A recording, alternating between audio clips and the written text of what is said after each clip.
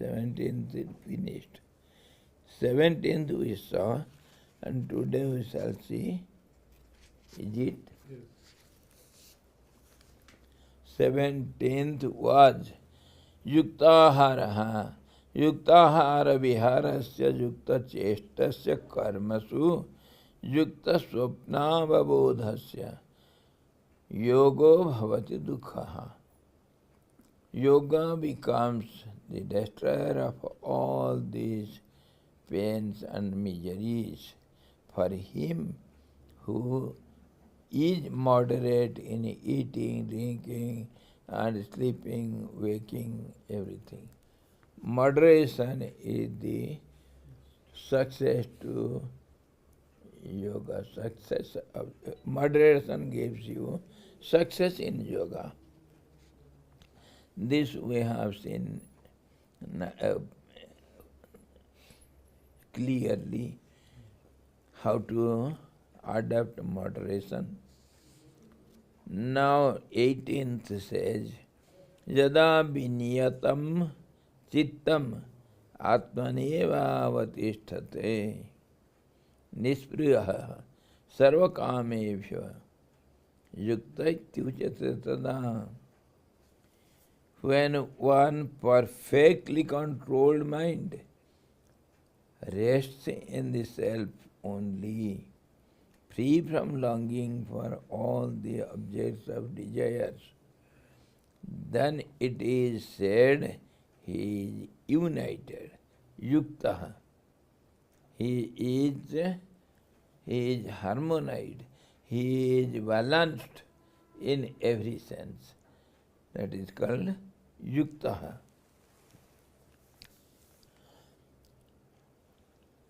How it is possible? When all desires for the objects of pleasure,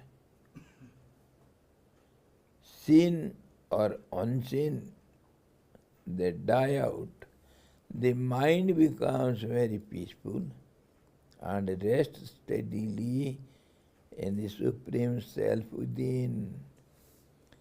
As the yogi is perfectly harmonized, as he has attained to oneness, means he has already practiced.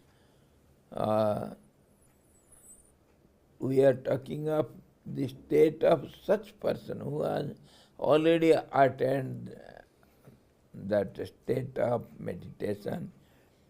And then what happens? How he enjoys this self, that is what is explained here. When he has got no desires, he has got no longing for any sense objects, then he rests inside. Inside means in the heart of heart. That means when there is no desire, no connectivity with the outward world, then one has to keep quiet. That means to keep silence means that silence, wherever we get silence within, that is called, it is otherwise called heart, the spiritual heart. It is not physical heart. So that is inner than the innermost. That means absolute subtle state of vacuum, we can say, where nothing is there. Nothing means everything is there. Awareness is there. Everything is there. But nothing in sense, physically, as we understand, we see nothing. As the yogi is perfectly harmonized. Why? Because he has got no desires.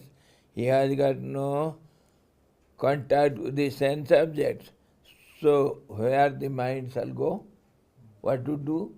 No work for mind. Naturally, we are ever engaged in fulfilling the desires of the objects of the necessary object necessities. That means desires should be fulfilled. The whole day and night we are after fulfilling the desires. That means also we are slaves to the desire.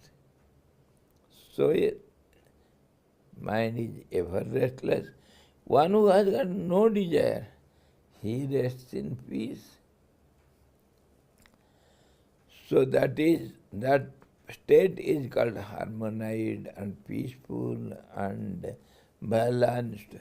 As he has attained to oneness with his self, and as he has become identical with Brahman, that absolute vacuum state which is known as nothing, which is known as Sunyam, Mahasunya, Akash, or the sky, that is also known as the sky of awareness. It is nothing means everything is there. And that Brahman, sense phenomena and bodily affections do not disturb him. He is conscious of his immortal, imperishable and invincible nature. He is aware of it. So in this way, the yogi, in such a state, he is called harmonized or united with the absolute truth.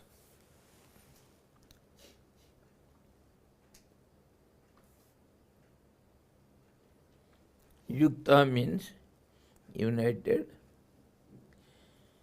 or harmonized or balanced.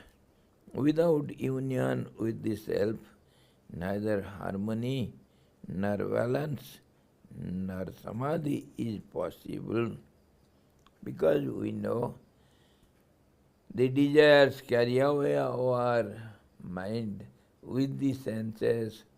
To only work is to fulfill the desires. It is ever restless. Now, he says, what will be the state of mind and its inner self? Yatha deepo nivatastho nengate supama smrita yogino yata chittasya yujyanto yogamatanaha. He gives the example of the lamp, oil lamp or some candle.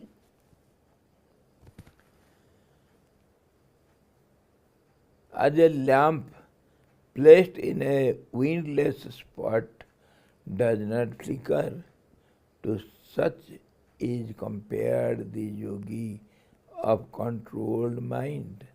The mind never flitters, never becomes restless. It is steady, practicing yoga in the self.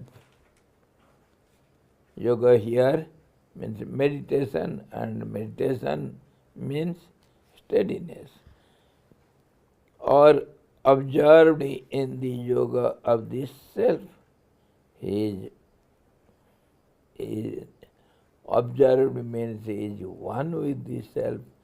He has got no different identity. So what for he will desire, and how he can become restless, how it can move at all? Because the self-steadiness is the meaning of non-movement. So how can he move then?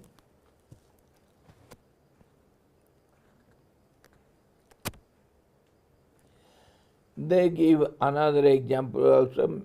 Usually everybody gives this example. Toila dharavat. If you pour oil, usually oil, mustard oil, some oil from one part to the other, then see, there will not be any discontinuity in the flow. So that is given as an example of the steadiness of the mind. And so also the case with our lamp, flame of the lamp in a windless place. That is the state of mind at the time of meditation. This is a beautiful simile. Yogins quote this simile very often when they talk to concentration or steadiness, powerful searchlight to find out the hidden spiritual treasures of the self.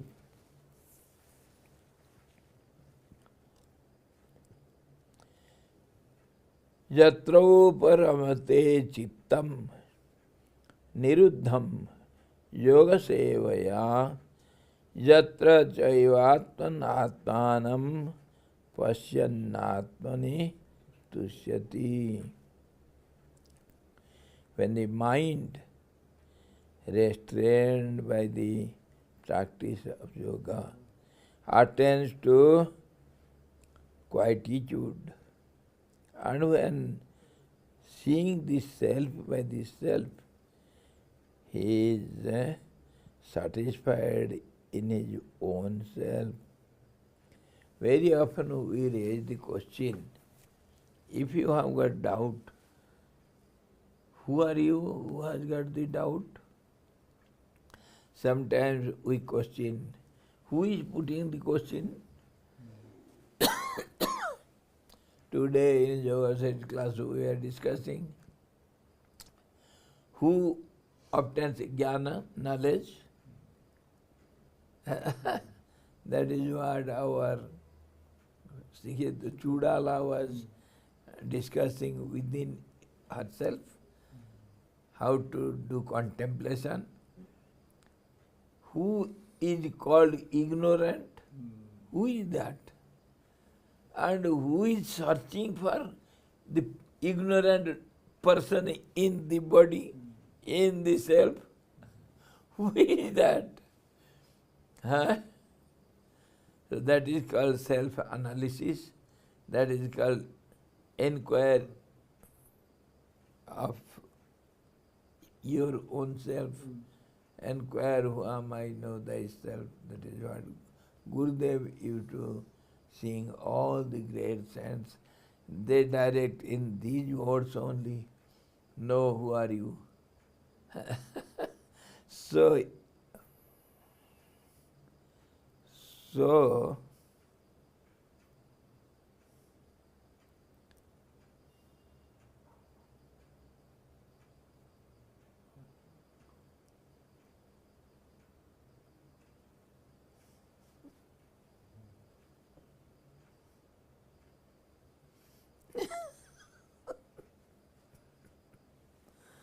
अच्छा जी.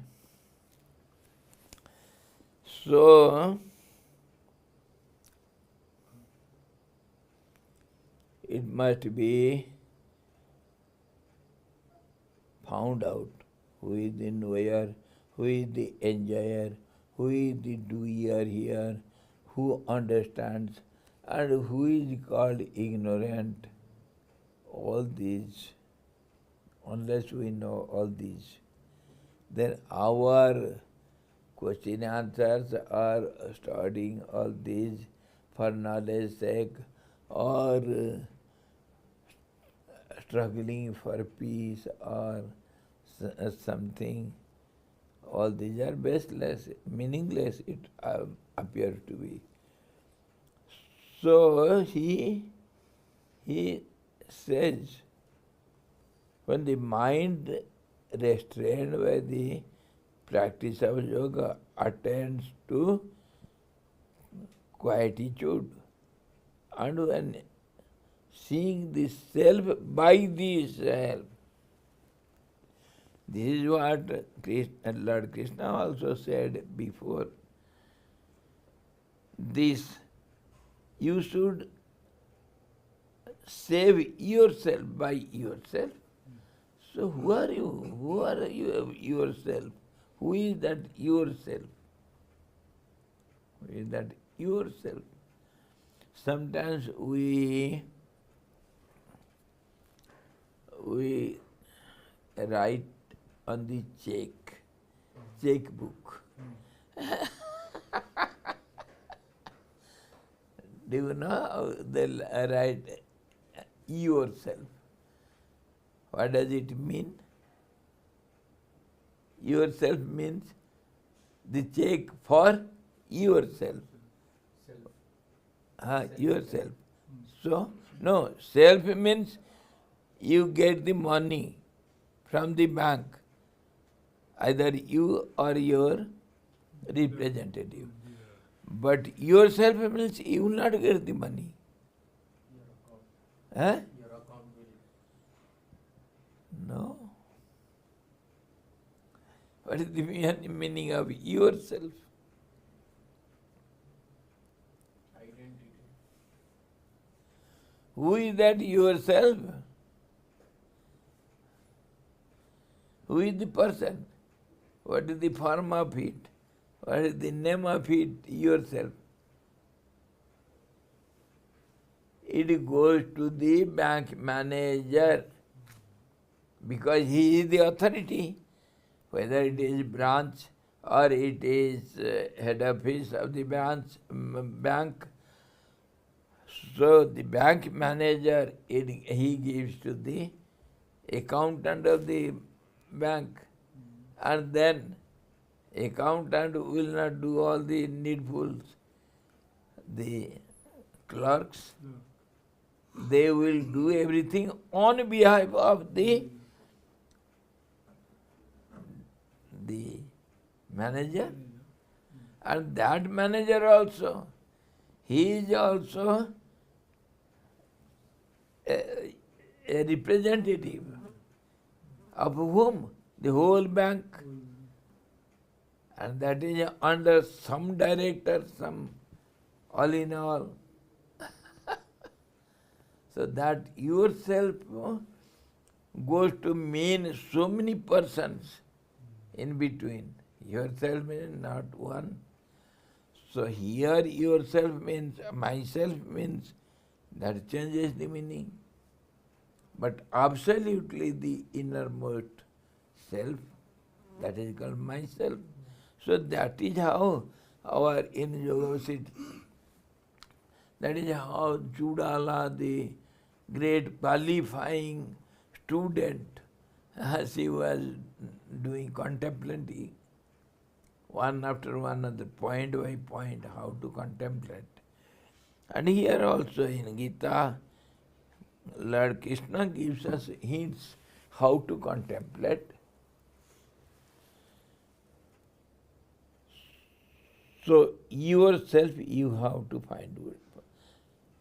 You have to see yourself by yourself. Who is that self? Such a person who is satisfied in his own self. Come on. When the mind is completely withdrawn from the objects of the senses, supreme peace reigns within the heart. When the mind becomes quiet, steady by constant and protracted practice of concentration, the yogi beholds the Supreme Self.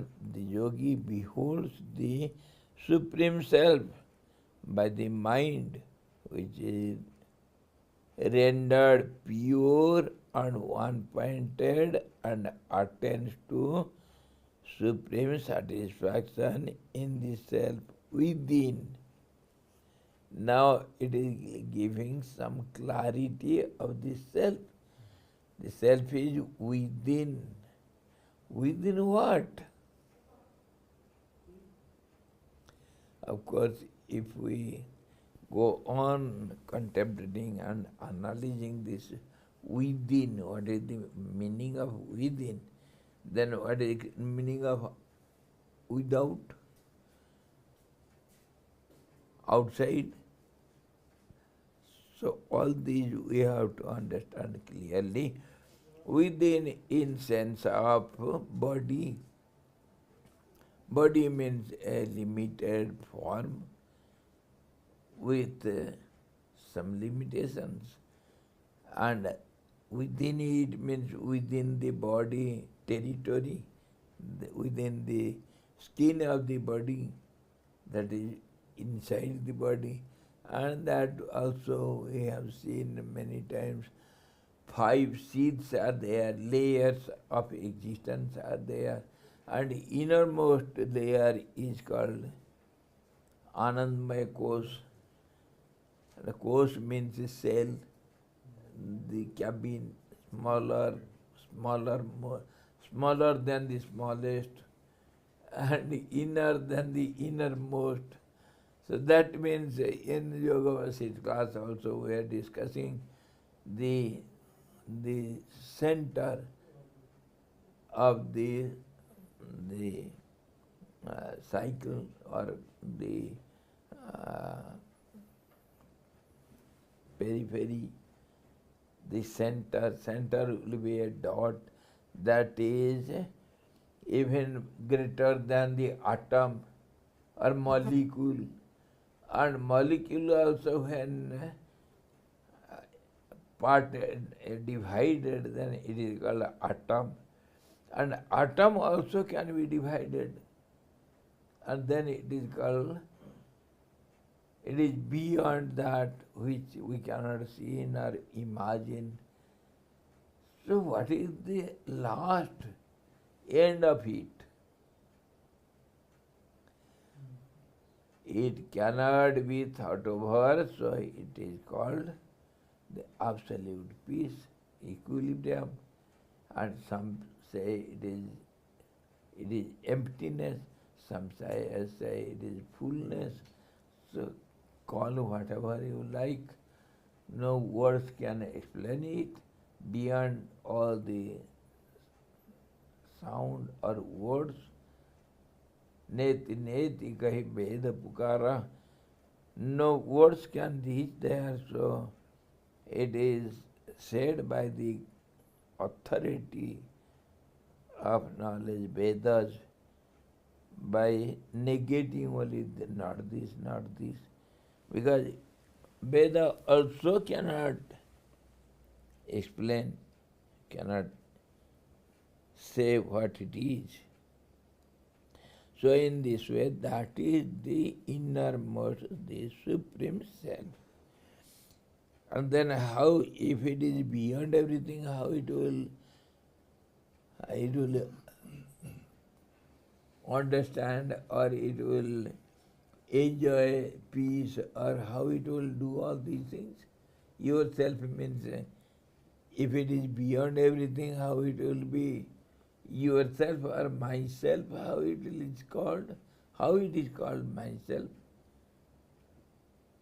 It is beyond recognition. Nobody can understand what it is, because beyond understanding. So how can you say it is the self? No, all these are called only for temporary basis, for some time, for little time, for the time being, to have some ideas so that you can proceed further to reach that emptiness. For guidance, for little advancement in the path. This is called, it is not the final. final decision. Self is not known to anyone. So why should he bother Sanuki? Now itself we discussed, you have concern with it because that is, these words can give you information, can guide you in the path to reach there. So you have to be concerned. You have to take guidance from it. You cannot just avoid like that. Anyway, that is called self. It is some meaningless, meaningful word. Meaninglessly full of meanings.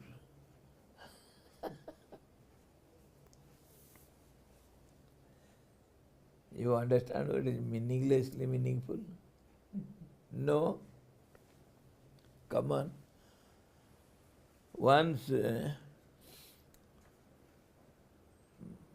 I was coming with Swamiji Maharaj, Chidansanji, from our Sarda Kutir to Mandir over that embankment. And Swamiji was walking ahead. I was following him, only we were two, nobody else. Swamiji was telling something I was hearing, but due to wind, rushing wind, I could not understand everything clearly. But I will be going on telling, yes Swamiji, yes Swamiji, yes Swamiji. Then we came to that little plain field, helipad. There Swamiji looked some side and he asked, Premasanji, what is this? Some said, before reaching the temple premises, there were some sheds. Swamiji asked, oh, what is these sheds? I said, Swamiji, some permanently temporary sheds. By the way, I told, it was my inner feeling came out in some language. But it was serious, Swamiji took it seriously. What is permanently temporary? What is the meaning? Permanently temporary? Oh, then I got shocked. Arey, what have I told? Permanently temporary. Then I thought, how did I say like that? Then Swamiji asked me, what is the meaning of permanently temporary? What do you speak? He was a little serious. So I have to be serious. Yes, Swamiji, permanently temporary. This is a tin shed. And it is attached to the main building, that side. It is temporary only. But it will remain permanently. It will not be pakka. Because it is used only for some stocks and some dumping place.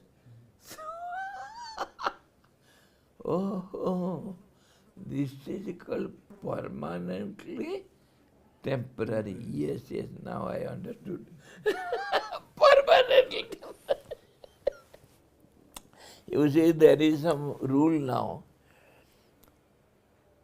From Ganga bank, within the length of 200 meters, nobody can construct anything. That means no pakka buildings. What is called pakka? And what is kacha? This is called pakka. And you can make some kacha building. Kacha means tin sheds. And these tin sets, see our Panchakarma also, it is more pakka than the pakka, but it is called a temporary shed only. It is allowed because it is tin shed. The loopholes. This is how permanently temporary. Why we are discussing this? Permanently temporary. This is self word self, and such many words, Brahman or your Paramata, or so many words we use for the Supreme. So all these are permanently, matlab meaningfully meaningless. Meaningfully meaningless words. Understood now? Or we can say meaninglessly meaningful. Both way. In the end it will have no meaning. But in the beginning it has got a meaning. It will guide you to the goal. So when the mind is completely withdrawn from the objects of the senses, supreme peace reigns within the heart. Heart means that the absolute innermost chamber, abode. When the mind becomes quite steady by constant and protracted practice of concentration, the yogi beholds the Supreme Self. That means the yogi rests there by the mind, which is rendered pure and unpointed and attains to supreme satisfaction in this self within. That is how we have to understand. And that satisfaction, what is that satisfaction? We discuss in Gita itself. Santoshamrita chittanam yat sukham santa chetasam abhito brahma nirvanam samam samadhyachati. That satisfaction, it means reaching or obtaining which there remains no desires left to be fulfilled. That is called satisfaction. And this is what in our Upanishads and everywhere we know, knowing which there nothing remains to be known anymore, getting which nothing else remains to be achieved anymore. So that is the absolute wealth, that is the absolute knowledge, absolute achievement. All these, getting which we have to struggle no more to attain anything, to achieve anything other than that. So that is called the last. And that's how we use the words. Santosam. Santosh means after getting which no desires remain unfulfilled, and it becomes steady and remains steady. So that is called santosh, satisfaction. And that same state is known as bliss, attaining which there remains no happiness, no pain, no unhappiness. That is a state of equilibrium. That is called peace. That is called equilibrium. That is called contentment, or that is called completeness, perfection. All these words are used for that.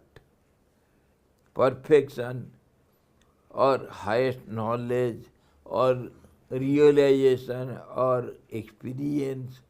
After that, nothing remains to experience anymore. So that state is just expressed in these words. All means in one thing only. All these words, they have got one meaning. They are synonymous terms. Don't think these santosam, samatam, and this this Santim, Santim, Paramam, Santim, Are Kya, all these words have got one meaning only. They are not different from each other. As the context, as we have to use it, then we shape it. Our words should be shaped and designed for that particular context, how you are using this. Words are also shaped and sized and measured, how to use. Just as we do the pictures and everything. So, don't think peace, tranquility, and silence, and equilibrium, contentment, santosam, and all these are different, having different meanings. No. So this is how one gets satisfied.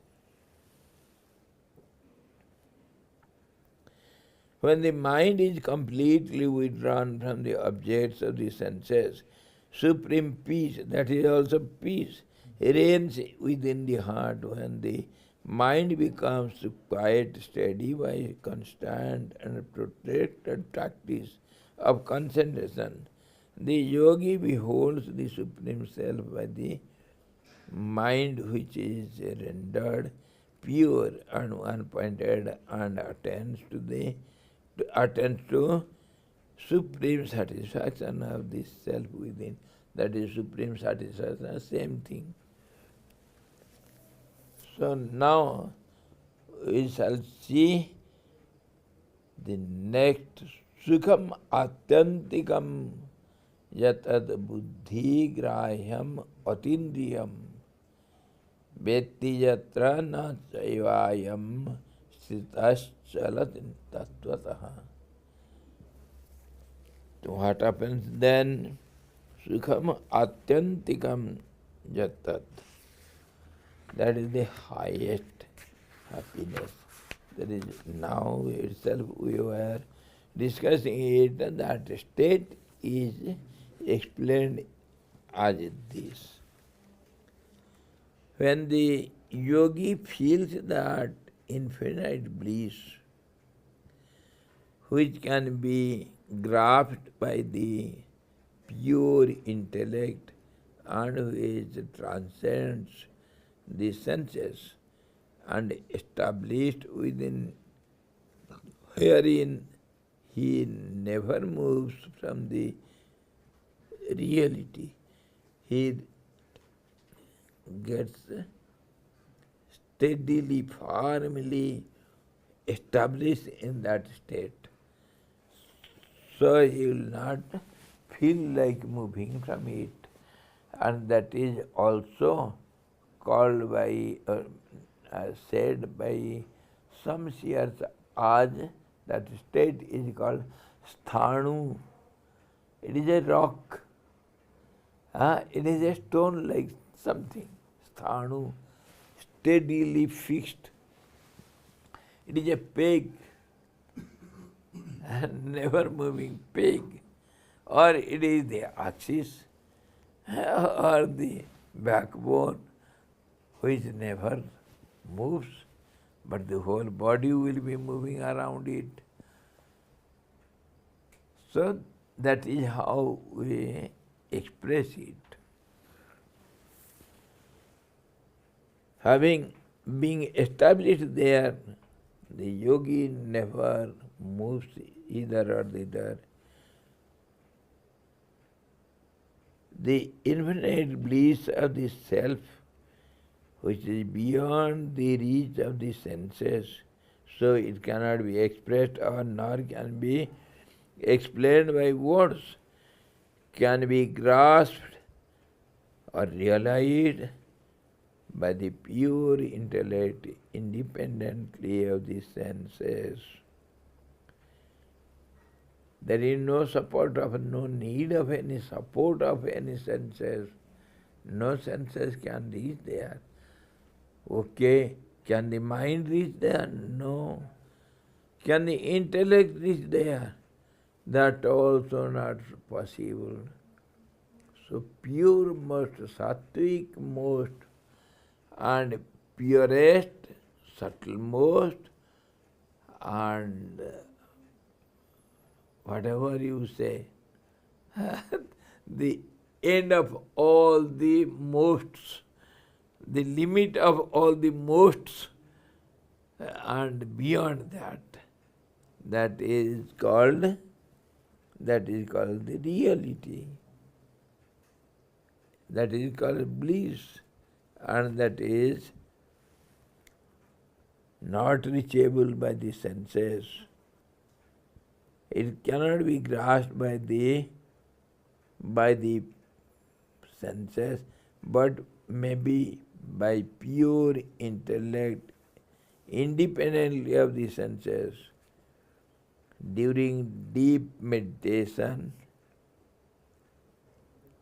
the senses cease to function, as they are involved in their cause, the mind.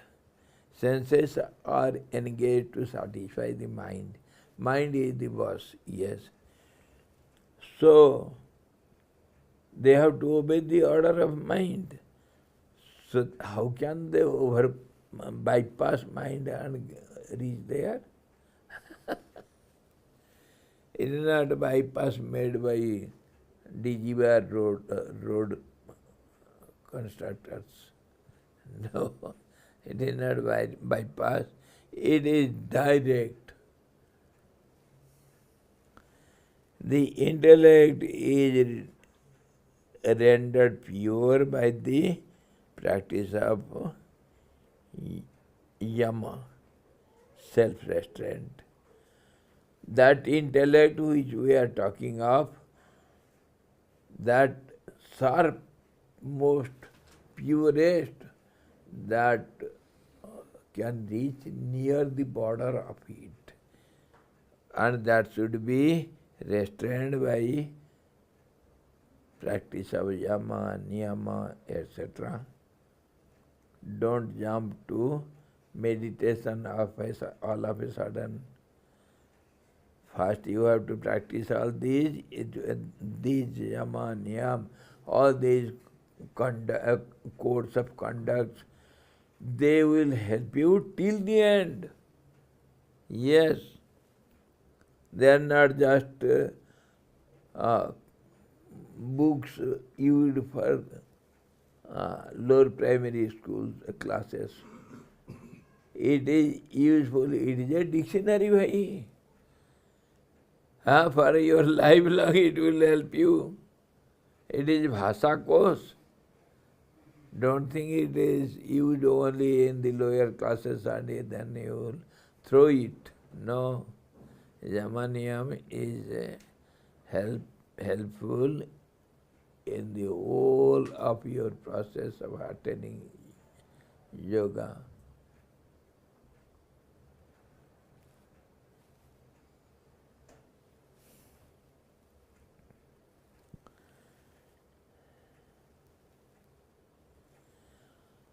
And these yama and niyam are observances and disciplinary practices, self-restraint, and constant practice of constant meditation.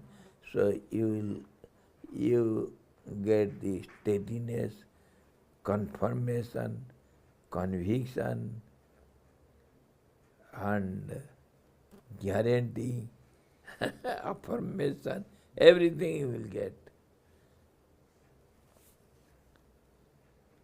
So in this way,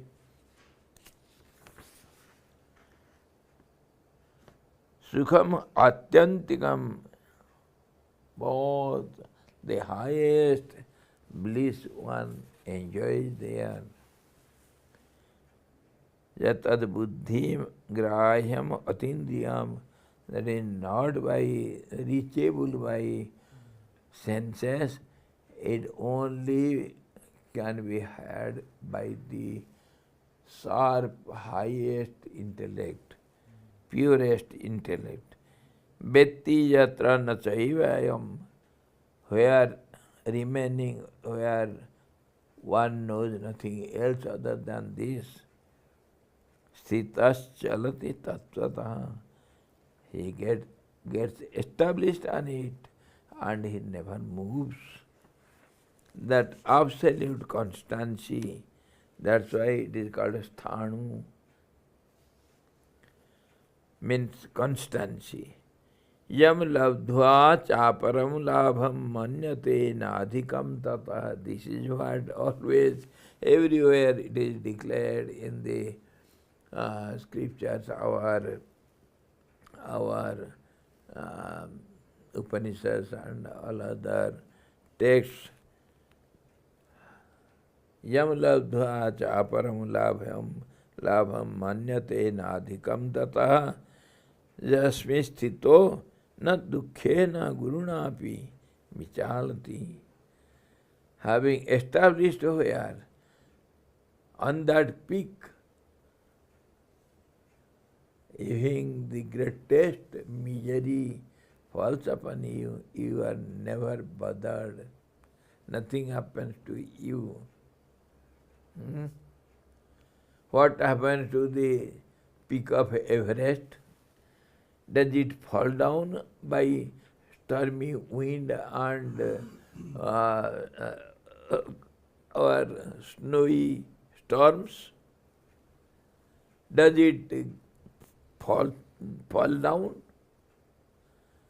What happens to that peak of the Everest? And if you are there, no, you are means the snow.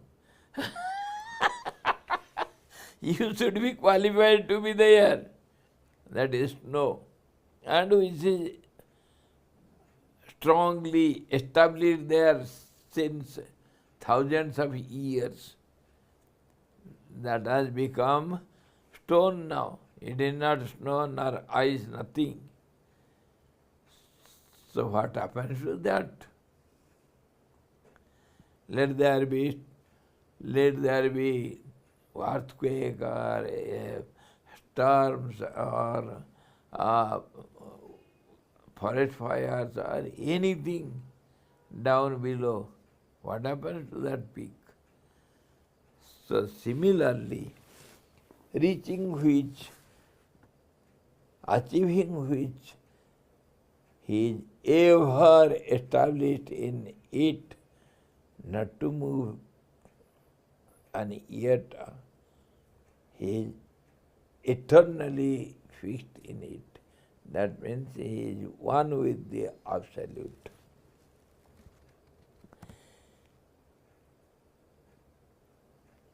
Yam labdhva chaparam labham manyate nadikam tataha jasmin sthito, having being established he where na dukkhe na guruna api vichalyate.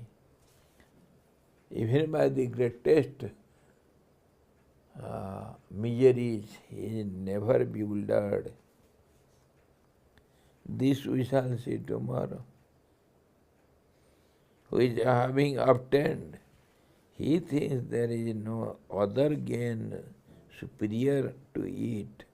Wherein established, he is not moved even by heavy sorrow. This we shall see tomorrow. Enough perhaps.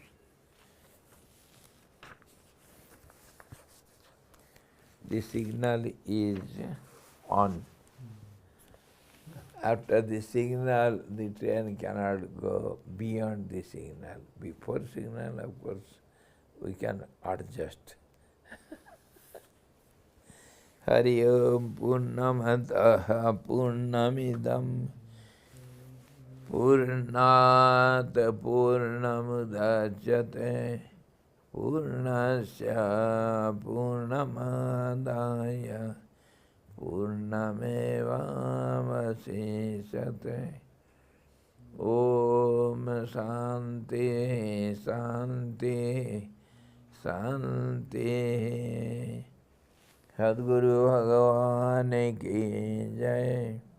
Satchidananda Bhagavan ki jai. Krishna Bhagavan ki jai. Gita Mata ki jai.